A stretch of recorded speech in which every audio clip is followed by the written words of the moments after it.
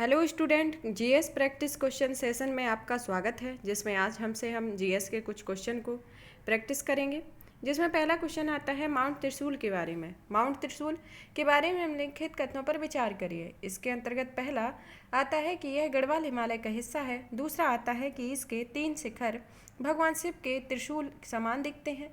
तीसरा आता है कि यह मुख्य चोटी त्रिशूल फर्स्ट 7000 मीटर से अधिक की पहली चोटी है और जिस पर 1907 में चढ़ाई की गई थी। तो प्रयुक्त कथन में से कौन सा सही है? ऑप्शन ए के अंतर्गत केवल 1 और 2 आते हैं, ऑप्शन बी के अंतर्गत 2 और 3 आते हैं, ऑप्शन सी के अंतर्गत केवल 1 और 3 आते हैं और ऑप्शन डी के अंतर्गत तीनों आते हैं। तो इसका उत्तर होगा ऑप्शन बी, केवल 2 और 3 सही है कि यह कुमायूं हिमालय का हिस्सा है, ना कि है गढ़वाल का। और इसके 3 शिखर हैं, भगवान शिव के त्रिशूल के समान दिखते हैं। जो मुख्य चोटी है त्रिशूल में फर्स्ट है, जो 7000 मीटर से अधिक की पहली चोटी है, जिस पर 1907 में चढ़ाई की गई थी। अब पढ़ते हैं इसका next question, smart anti airfield weapon के बारे में। स्मार्ट एंटी एयरफील्ड वेपन के बारे में यह एक उच्च परिशुद्धता निर्देशक बम है। दूसरा आता है यह 125 किलोग्राम वर्ग का स्मार्ट हथियार है। तीसरा आता है डीआरडीओ के रिसर्च सेंटर इमारत हैदराबाद द्वारा स्वदेशी रूप से डिजाइन और विकसित किया गया है। और चौथा आता है इसके अंतर्गत कि इसकी रेंज 200 किलोमीटर है। तो इसके अंतर्गत दिए गए कौन कौन से कथन सही होंगे? ऑप्शन ए केवल 1 और 2, ऑप्शन बी केवल 3 और 4, ऑप्शन सी 1, 2 और 3 और ऑप्शन डी उपयुक्त सभी होंगे। तो इसका उत्तर होगा ऑप्शन सी, 1, 2 और 3 सही होंगे कि यह उच्च परिशुद्धता निर्देशक बम है और यह 125 किलोग्राम वर्ग का स्मार्ट हथियार है और यह डीआरडीओ के रिसर्च सेंटर इमारत हैदराबाद द्वारा स्वदेशी रूप से डिजाइन और विकसित किया गया है, जिसकी रेंज 100 किलोमीटर है। और इसमें क्या दी गई है? 200 किलोमीटर, तो इसकी 100 किलोमीटर रेंज है। नेक्स्ट क्वेश्चन पढ़ते हैं, खुला आसमान संधि के बारे में निम्नलिखित कथनों पर विचार कीजिए। खुला आसमान संधि, इसके अंतर्गत पहला आता है कि यह 1990 में हस्ताक्षरित की गई थी और 2000 से प्रभावी हुई। दूसरा आता है इसका उद्देश्य सदस्यों में आपसी खुलेपन के माध्यम से विश्वास पैदा करना और इस प्रकार यह आकस्मिक युद्ध की संभावना को कम करता है। तीसरा आता है कि अमेरिका और रूस दोनों से बाहर हो गए हैं। तो प्रयुक्त में से कौन से कथन सही नहीं है? केवल एक, ऑप्शन बी आता है केवल 1 और 2, ऑप्शन सी आता है केवल 2 और 3, ऑप्शन डी आता है उपयुक्त में से कोई नहीं। तो इसका उत्तर होगा केवल एक, ऑप्शन ए सही होगा। खुला आसमान संधि यह 1992 में हस्ताक्षरित की गई थी और जिसे 2002 में प्रभावी हुई और इसका उद्देश्य सदस्यों में आपसी खुलेपन के माध्यम से विश्वास पैदा करना है और इस प्रकार यह आकस्मिक युद्ध की संभावना को कम करती है और अमेरिका और रूस इससे दोनों से बाहर हो गए हैं। अब पढ़ते हैं आर्कटिक परिषद के बारे में। आर्कटिक परिषद में निम्नलिखित में से कौन से राष्ट्र हैं? इसमें पहला आता है नॉर्वे, दूसरा रूस, तीसरा स्वीडन, चौथा आता है यूनाइटेड किंगडम और पांचवा आता है चीन और छठवां आता है भारत, सातवां आता है संयुक्त राज्य अमेरिका। तो नीचे दिए गए कूट का प्रयोग का सही उत्तर है चुनिए। तो इसमें ऑप्शन ए के अंतर्गत आता है कि 1, 2, 3 और 4 सही है। ऑप्शन बी आता है कि 1, 2, 3 और 7 सही है। ऑप्शन सी आता है 2, 5, 6 और 7 सही है और ऑप्शन डी आता है 4, 5 और 6 और 7 सही है। तो इसका उत्तर होगा ऑप्शन बी कि 1, 2, 3 और 7 आर्कटिक के परिषद के अंतर्गत आते हैं। कौन कौन से आते हैं? इसकी सदस्यता Canada, Denmark, Finland, Iceland, Norway, रूस, स्वीडन, संयुक्त राज्य अमेरिका आर्कटिक परिषद के सदस्य हैं। कौन कौन से? Canada, Denmark, Finland, Iceland, Norway, रूस, स्वीडन, संयुक्त राज्य अमेरिका। अब नेक्स्ट क्वेश्चन पढ़ते हैं, निम्नलिखित जीव प्रजातियों पर विचार कीजिए। पहला आता है सफ़ेद मगरमच्छ, दूसरा आता है ऑलिव रिडले कछुए, तीसरा आता है भारतीय जंगली गधे। भीतरकणिका और घायरमाता क्षेत्र उपयुक्त प्रजातियों में से किसके घर हैं? तो इसमें किसके घर हैं? इसका ऑप्शन आएगा पहला केवल 1, ऑप्शन बी होगा केवल 1 और 2, ऑप्शन सी होगा केवल 2 और 3, ऑप्शन डी होगा 1, 2, 3। तो इसका उत्तर होगा ऑप्शन बी 1 और 2। तो जीव प्रजातियां जो भीतरकणिका और घायरमाता, सफ़ेद मगरमच्छ और ऑलिव रिडले के प्रजातियों के घर हैं और भारतीय जंगली गधा कच्छ गुजरात में पाया जाता है। भारत में निम्नलिखित पासों या दर्रों पर विचार कीजिए। नाकुला पास, नाथुला पास, रोहतांग पास, बनिहाल पास, जोजिला पास, जलेपला पास। उपयुक्त में से कौन सा पास या दर्रा सिक्किम में स्थित है? इसके अंतर्गत ऑप्शन ए आता है केवल 2, 5 और 6, ऑप्शन बी आता है 1, 2, 5, ऑप्शन सी आता है 1, 3, 4 और ऑप्शन डी आता है 1, 2, 6। तो इसके अंतर्गत उत्तर होगा 1, 2, 6 यह सिक्किम में पाए जाते हैं। नाकुला पास, नाथुला पास और जेलेपिला पास यह सिक्किम में पाए जाते हैं। तो इसमें ऑप्शन डी सही होगा। अब पढ़ते हैं नेक्स्ट क्वेश्चन। अंडमान और निकोबार द्वीप समूह से संबंधित निम्नलिखित द्वीपों को उत्तर से दक्षिण तक उनकी अवस्थिति के क्रम में व्यवस्थित करें। तो इनकी अवस्थिति देखते हैं। इनकी अवस्थिति में आता है पहला ग्रेट निकोबार, दूसरा आता है कार निकोबार, फिर आता है उत्तरी अंडमान, फिर दक्षिणी अंडमान, मध्य अंडमान, छोटा अंडमान। तो निम्नलिखित कूट में दिए गए निम्नलिखित कूट का प्रयोग कर सही उत्तर चुनिए, जिसमें ऑप्शन ए के अंतर्गत आता है पहला, दूसरा, तीसरा, चौथा, पाँचवा, छठवां। ऑप्शन बी में आता है तीसरा, पाँचवा, चौथा, छठवां, दूसरा, पहला। ऑप्शन सी में आता है दूसरा, तीसरा, पाँचवा, चौथा, छठवां, पहला। ऑप्शन डी में आता है तीसरा, पाँचवा, चौथा, पहला, दूसरा और छठवां। तो इसके अंतर्गत उत्तर होगा ऑप्शन बी, तीसरा, पाँचवा, पहले नंबर तीसरा आएगा, फिर पाँचवा आएगा, फिर चौथा आएगा, फिर छठवां आएगा, फिर दूसरा आएगा। तो पहले नंबर पर उत्तरी अंडमान, फिर आएगा मध्य अंडमान, फिर आएगा दक्षिणी अंडमान, फिर आएगा छोटा अंडमान, फिर आएगा कार निकोबार, फिर ग्रेट निकोबार। इसका सीक्वेंस रहेगा। अब पढ़ते हैं जोम्बी ऋण के बारे में। जोम्बी ऋण के संदर्भ में यह ऋण पहला इसके अंतर्गत है कि खराब ऋणों को खारिज या राइटिंग ऑफ करने के बजाय उन्हें रोल करने की प्रथा को जोम्बी ऋण कहा जाता है या जोम्बी लैंडिंग कहा जाता है। दूसरा आता है अर्थव्यवस्था में कंजेंशन का कारण बनते हैं। ऑप्शन तीसरा आता है कि इसकी शुरुआत 1990 में जापानी बैंक के संकट के से हुई थी। तो उपयुक्त में से दिए गए कौन सा कथन सही है? तो इसमें अंतर्गत आता है ऑप्शन ए केवल 1 सही है, ऑप्शन बी में केवल 1 और 2 सही है, ऑप्शन सी में 2 और 3 सही है और ऑप्शन डी में 1, 2 और 3 सही है। तो इसका उत्तर आएगा ए ऑप्शन डी, 1, 2, 3 दोनों सही हैं। तो जो जोम्बी ऋण जो खराब ऋणों को खारिज करने के बजाय उन्हें रोल करने की प्रथा को जोम्बी लैंडिंग कहा जाता है और यह अर्थव्यवस्था में कंजेंशन का कारण बनता है और इसकी शुरुआत 1990 के जापानी बैंकिंग संकट से हुई थी। नेक्स्ट क्वेश्चन आता है पेंटिंग की पट्टचित्र शैली के बारे में निम्नलिखित में से कौन सा कथन असत्य है? यह है इसके अंतर्गत पहला ऑप्शन आता है कि यह गुजरात के सबसे पुराने और सबसे लोकप्रिय कला रूपों में से है। दूसरा आता है कि यह लीला और पंचमुख इस शैली की लोकप्रिय विषय है। इस पेंटिंग में आमतौर पर इस्तेमाल किए जाने वाले रंग सफ़ेद, काले और पीले हैं। और डी आता है कि पेंटिंग की सीमाओं को पहले पूरा करना एक परंपरा है। तो इसके अंतर्गत कौन सा असत्य होगा? पेंटिंग के अंतर्गत इसका असत्य होगा ए। तो इसमें पहला वाला सही नहीं है कि यह गुजरात के सबसे पुराने और सबसे लोकप्रिय कला रूपों में से है। यह कहाँ के हैं? यह उड़ीसा के लोकप्रिय कला रूपों में से है कि पेंटिंग की पट्टचित्र शैली उड़ीसा के सबसे पुराने और सबसे लोकप्रिय कला रूपों में से है और कृष्ण लीला और पंचमुखी इन शैली की मुख्य लोकप्रिय विशेषता है। और इस पेंटिंग में आमतौर पर इस्तेमाल करने वाले रंग सफ़ेद, काले, लाल और पीले हैं और पेंटिंग की सीमाओं को पहले पूरा करना एक परंपरा रहा है। ये पेंटिंग पट्ट शैली के संदर्भ में है। अब आता है ड्रैगन फल के बारे में। ड्रैगन फल के बारे में निम्नलिखित कथनों पर विचार कीजिए। ड्रैगन फल पहला इसके अंतर्गत आता है कि ड्रैगन फल उत्तरी अमेरिका के जंगली कैक्टस की एक प्रजाति का फल है। दूसरा आता है ड्रैगन फल दुनिया का सबसे बड़ा उत्पादक और निर्यातक वियतनाम है।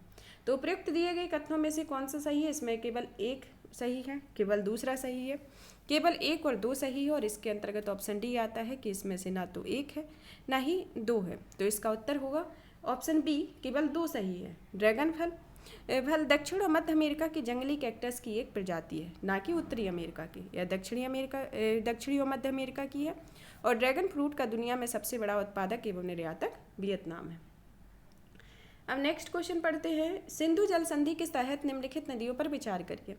इसके अंतर्गत पहली आती है सिंधु, दूसरी चिनाब, तीसरी ब्यास, चौथी रावी, पांचवी सतलज, छठवीं झेलम। तो भारत के उपरोक्त नदियों में से किन के संपूर्ण जल पर पूर्ण नियंत्रण है? इसके अंतर्गत पहला ऑप्शन है केवल 1, 2, 3, दूसरा ऑप्शन आता है केवल 2, 3, 4 और तीसरा ऑप्शन आता है केवल 3, 4, 5 और जो डीमा ऑप्शन आता है केवल 4, 5, 6। तो इसके अंतर्गत उत्तर होगा इसका ऑप्शन सी, 3, 4, 5। 3, 4, 5 होगी कौन कौन सी? ब्यास, रावी, सतलज। ये इसके अंतर्गत सभी जल पर पूर्ण नियंत्रण रखती हैं। अब नेक्स्ट क्वेश्चन आता है, शनि की चंद्रमा टाइटन के बारे में निम्नलिखित कथनों पर विचार कीजिए। पहला आता है इसके अंतर्गत, यह शनि का सबसे बड़ा चंद्रमा है। दूसरा आता है एकमात्र चंद्रमा है जिसे घने वातावरण के लिए जाना जाता है। तीसरा आता है बृहस्पति की चंद्रमा गैनीमेड के बाद सौरमंडल का दूसरा बड़ा चंद्रमा है। चौथा आता है यह मुख्य रूप से बर्फ और चट्टानी सामग्री से बना हुआ है। तो इसके अंतर्गत कौन कौन से कथन है? पहला कौन कौन सा सही है? ऑप्शन ए आता है केवल 1 और 2, ऑप्शन बी आता है 1, 2, 3, ऑप्शन सी आता है केवल 1, 3, 4 और ऑप्शन डी आता है 1, 2, 3 और 4। तो इसका उत्तर होगा ऑप्शन डी, इसमें चारों सत्य होंगे कि यह शनि का सबसे बड़ा चंद्रमा है और यह एकमात्र चंद्रमा है जो घने वातावरण के लिए जाना जाता है और यह बृहस्पति के चंद्रमा गैनीमेड के बाद और सौरमंडल में सबसे दूसरा बड़ा चंद्रमा है और मुख्य रूप से यह बर्फ और चट्टानी सामग्री से बना है। अब क्वेश्चन पढ़ते हैं सक्रिय औषधि सामग्री के बारे में। इन कथनों पर विचार कीजिए। इसमें सक्रिय औषधि दवाओं के निर्माण में महत्वपूर्ण तत्व है। दूसरा आता है चीन का सिजुआन प्रांत एपीआई विनिर्माण उद्योग का केंद्र है। तीसरा आता है भारत चीन से एपीआई के लिए भारी आयात पर निर्भर है। तो उपयुक्त कथनों में से कौन सा सही है? इसके अंतर्गत ऑप्शन ए आता है केवल 1, ऑप्शन बी आता है केवल 1 और 2, ऑप्शन सी आता है केवल 1 और 3 और ऑप्शन डी आता है 1, 2, 3 आता है। तो इसमें सक्रिय औषधि के संदर्भ में इसका उत्तर होगा ऑप्शन सी होगा और ऑप्शन सी में आएगा यह दवाएं का निर्माण महत्वपूर्ण तत्व है जिसमें यह चीन का एक हुबई प्रांत एपीआई विनिर्माण उद्योग का केंद्र है और न कि सिचुआन प्रांत और भारत चीन की एपीआई के लिए भारी आयात पर निर्भर है। तो इसमें ऑप्शन सी है, 1 और 3 सही है। अब इसका है शनि के घूर्णन कक्ष के अक्ष का झुकाव का कारण है। शनि के घूर्णन अक्ष के झुकाव का क्या कारण है? ऑप्शन ए सूर्य का गुरुत्वाकर्षण पुल, ऑप्शन बी नेपच्यून के पथ के साथ शनि अक्ष का संपर्क, ऑप्शन सी आता है शनि के उपग्रहों का प्रवासन और ऑप्शन डी आता है बी और सी दोनों। तो इसके अंतर्गत होगा ऑप्शन डी, बी और सी दोनों होगा कि यह शनि के घूर्णन अक्ष के झुकाव के कारण नेपच्यून के पथ के साथ शनि का अक्ष संपर्क और शनि के उपग्रहों का प्रवासन है। अब नेक्स्ट क्वेश्चन पढ़ते हैं, मछली पकड़ने के लिए निम्नलिखित तरीकों पर विचार करिए। पहला आता है बड़े पैमाने पर नाव का आकार उच्च तकनीकी निवेश। दूसरा आता है मध्यवर्ती पैमाने पर नाव का आकार और मध्यवर्ती तकनीकी निवेश। तीसरा आता है मध्यवर्ती पैमाने पर नाव का आकार और कम तकनीकी निवेश। चौथा आता है छोटे पैमाने पर नाव का आकार और कम तकनीकी निवेश। उपयुक्त मछली पकड़ने के तरीके में से कौन सा कुटीर मत्स्य पालन का दर्शाता है? इसके अंतर्गत ऑप्शन ए है केवल 1 और 2, ऑप्शन बी है केवल 3 और 4, ऑप्शन सी है केवल 2, 3, 4 और ऑप्शन डी है 1, 2, 3, 4। तो इसका उत्तर होगा ऑप्शन बी 3 और 4। तो मध्यवर्ती पैमाने पर नाव का आकार और कम तकनीकी निवेश और छोटी नाव पर नाव का आकार और कम तकनीकी निवेश, इसके साथ ही ऑप्शन बी के साथ ही तीसरा और चौथा सही होगा। अब नेक्स्ट क्वेश्चन पढ़ते हैं राजकोषीय घाटे के संबंध में। राजकोषीय घाटे इसे वित्त वर्ष के दौरान उधार सहित कुल बजट प्राप्तियों और कुल बजट व्यय के रूप में परिभाषित किया जाता है।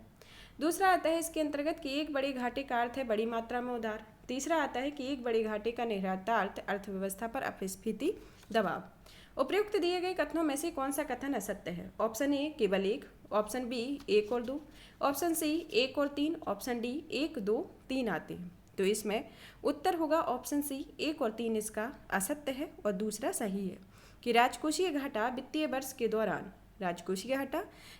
के दौरान उधार को छोड़कर कुल बजट प्राप्तियों पर कुल बजट व्यय के रूप में परिभाषित किया जाता है।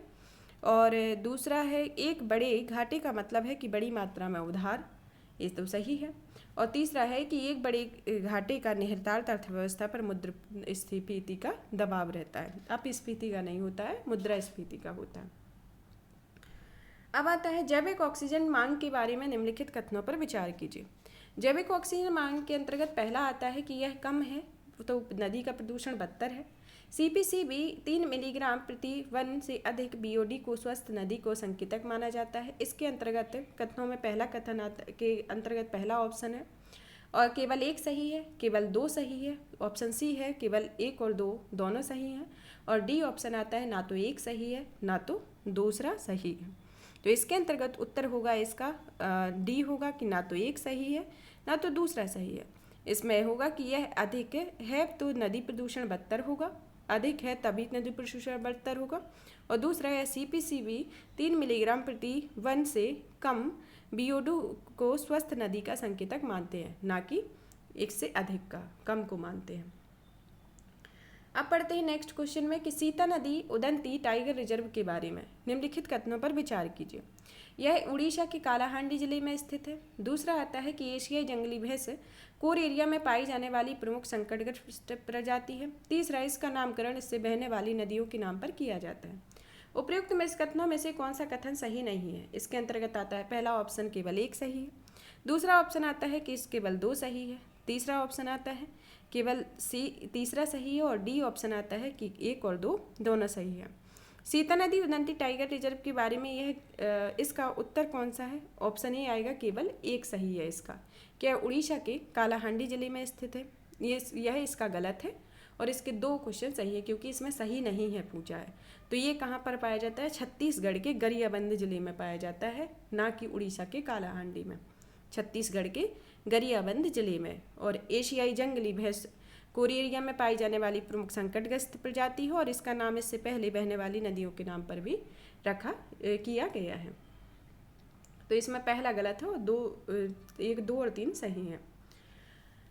नेक्स्ट क्वेश्चन है, वे दुनिया में पाए जाने वाले सभी समुद्री कछुओं में सबसे छोटे, सबसे प्रचुर मात्रा में वे आयुर्वेदा के लिए जाने जाते हैं, जहाँ अंडे देने के लिए एक ही समुद्र तट पर हजारों मादाएं एक साथ आती हैं। उपयुक्त अंश निम्नलिखित में से कौन से समुद्री कछुओं को दर्शाते हैं?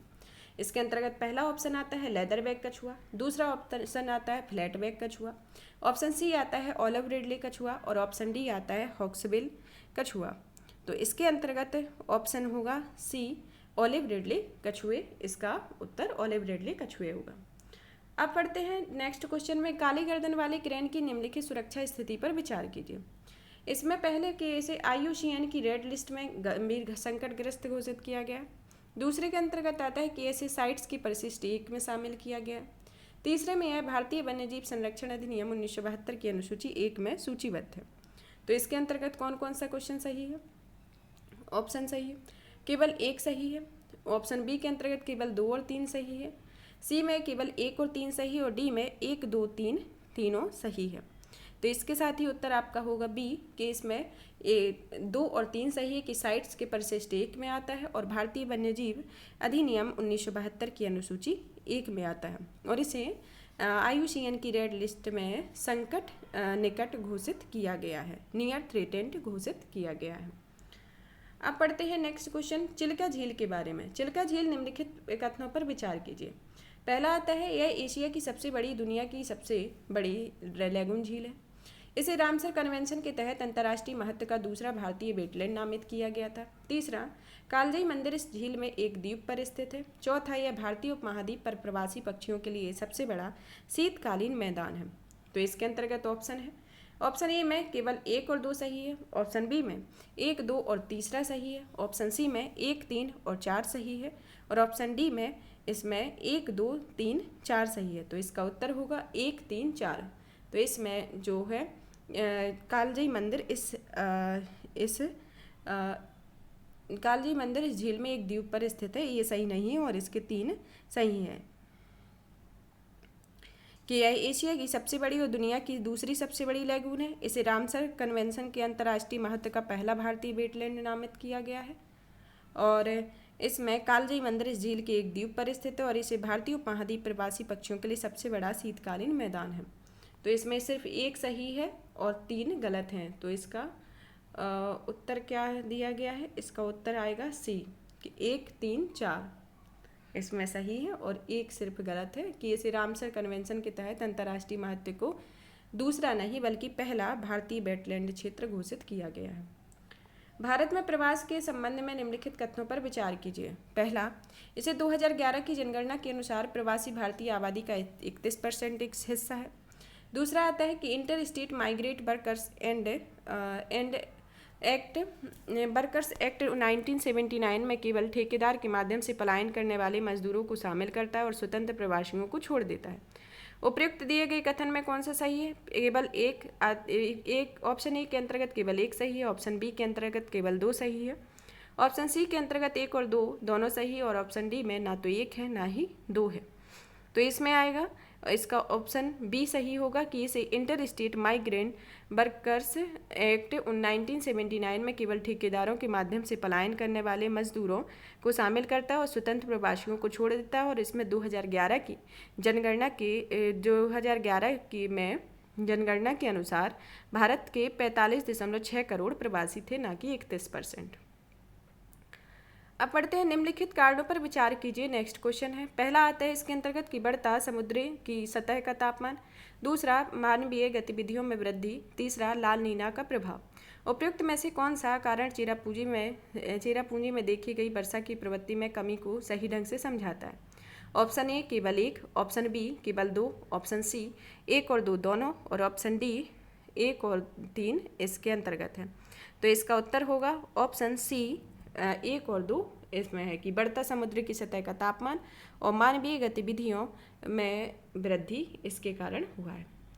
नेक्स्ट क्वेश्चन है, हाइड्रोजन के लिए निम्नलिखित प्रकार के पर विचार कीजिए। ग्रे हाइड्रोजन ऑप्शन ए, दूसरा आता है इसके अंतर्गत नीला हाइड्रोजन, तीसरा आता है ग्रीन हाइड्रोजन। उपयुक्त में से कौन सा हाइड्रोजन प्रकार अपने उत्पादन के लिए सह उत्पाद के रूप में पानी बनाता है? ऑप्शन ए आता है केवल 1, ऑप्शन बी आता है 2, और ऑप्शन सी आता है केवल 3, ऑप्शन डी आता है 1 और 2। तो इसके अंतर्गत उत्तर होगा option C green hydrogen. Green hydrogen अक्षय ऊर्जा से उत्पन्न होती है जो बिजली पानी को हाइड्रोजन और ऑक्सीजन से विभाजित करती है। तो इसके सह उत्पाद पानी और जलवाष्प रहते हैं। नेक्स्ट क्वेश्चन है, भारतीय राष्ट्रीय महासागर सूचना सेवा केंद्र के बारे में निम्नलिखित कथनों पर विचार कीजिए। पहला आता है इसके अंतर्गत इसे पृथ्वी विज्ञान मंत्रालय के तहत एक स्वायत्त संगठन है। ये दूसरा आता है बेंगलुरु में स्थित है। तीसरा आता है इसका जनादेश समाज, उद्योग, सरकारी एजेंसियों और वैज्ञानिक समुदाय को सर्वोत्तम संभव महासागरीय जानकारी और सलाहकार सेवाएं प्रदान करना है। उपयुक्त दिए गए कथनों में से कौन सा कथन सही है? इसके अंतर्गत पहला ऑप्शन आता है केवल 1 सही है, दूसरा आता है कि इसके अंतर्गत पहला और तीसरा सही है, सी आता है केवल 2 और 3 सही है, और डी आता है 1, 2, 3 सही है। तो इसके अंतर्गत ऑप्शन बी सही होगा कि इसमें 1 और 3 सही है, और इसका जो मुख्यालय है जो यह वर्तमान में हैदराबाद में स्थित है। निम्नलिखित पहलों पर विचार कीजिए, जिसमें पहली आती है इसके अंतर्गत कि राष्ट्रीय शहरी डिजिटल मिशन, दूसरी आती है भारतीय शहरी डेटा एक्सचेंज, तीसरी आती है स्मार्ट कोड, चौथी आती है भू स्थानिक प्रबंधन सूचना प्रणाली। उपयुक्त में से कौन सी पहल शहरी शासन से संबंधित है? ऑप्शन ए केवल 1 और 2, ऑप्शन बी 1, 2, 3, ऑप्शन सी 2, 3, 4, और ऑप्शन डी 1, 2, 3, 4। तो इसके अंतर्गत आता है ऑप्शन बी 1, 2, 3 सही है कि यह 1, 2, 3 इसके अंतर्गत आता है ऑप्शन डी आता है कि इसमें चारों सही हैं कि शहरी शासन से संबंधित पहले हैं राष्ट्रीय शहरी डिजिटल मिशन, भारतीय शहरी डेटा एक्सचेंज, स्मार्ट कोड, भू स्थानिक प्रबंधन सूचना प्रणाली इसके अंतर्गत आती हैं। तो इसमें ऑप्शन डी सही होगा। अब पढ़ते हैं सतकोशिया टाइगर रिजर्व के संबंध में निम्नलिखित कथनों पर विचार कीजिए। इसके अंतर्गत पहला आता है कि इसमें बैशीपल्ली अभ्यारण्य और सतकोशिया गार्ड अभ्यारण्य शामिल है। दूसरा आता है बैतरणी नदी इस क्षेत्र से होकर बहती है। तीसरा आता है 1975 में घड़ियाल अनुसंधान और संरक्षण इकाई यहाँ शुरू की गई थी। तो उपयुक्त में से दिए गए कथनों में से कौन सा सही है? इसके अंतर्गत पहला ऑप्शन आता है कि 1 और 3 सही है, दूसरा आता है कि इसके अंतर्गत 2 और 3 सही है, तीसरा आता है कि इसमें 1 और 2 सही है, और डी आता है कि इसमें 1, 2, 3 सही है। तो इसका उत्तर होगा ऑप्शन ए 1 और 3 कि इसमें बेशीपल्ली अभ्यारण्य और सतकोशिया गार्ड अभ्यारण्य शामिल है, और महानदी इस क्षेत्र से होकर बहती है, ना कि बैतरणी नदी, और 1975 में घड़ियाल अनुसंधान और संरक्षण इकाई यहाँ शुरू की गई है। अब नेक्स्ट क्वेश्चन पढ़ते हैं। निम्नलिखित कथनों पर विचार कीजिए। पहला आता है कि भूमि स्तनधारी समुद्री स्तनधारियों की तुलना में ध्वनि आधारित संचार पर अधिक निर्भर होते हैं। दूसरा आता है महासागरों में व्हेल की गति का पता लगाने के लिए हाइड्रोफोन का उपयोग किया जाता है। तीसरा आता है लोम्बार्ड प्रभाव के अनुसार व्हेल पृष्ठभूमि के ध्वनि प्रदूषण की भरपाई के लिए अपनी ध्वनि समायोजित करती है।